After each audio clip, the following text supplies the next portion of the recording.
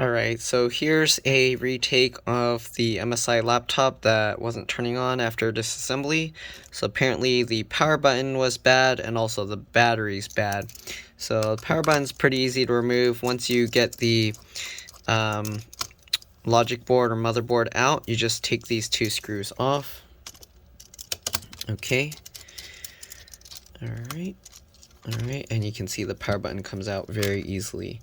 Alright, so we're going to take those screws out. Sorry, I'm holding this phone or the camera with one hand.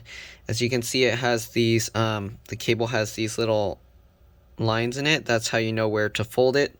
Alright, I actually tested this on the motherboard by connecting it here before taking it out.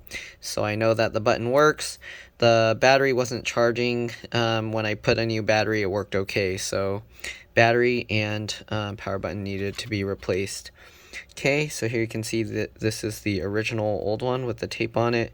So it's like this, and here you can see there's like a slight, I think that's a slight tear in the edge, and that's probably what caused it to stop working or cause it to not work. But anyways, there you go. We're going to replace this. The other one doesn't have this tape on it, so I'm going to see if I can peel it off and transfer it over.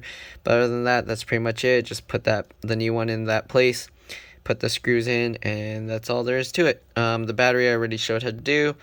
So anyways, if you had an issue, your thing wasn't turning on, try ordering another power button and see if that solves the problem. Alright, hopefully that helps. See you guys later. Bye.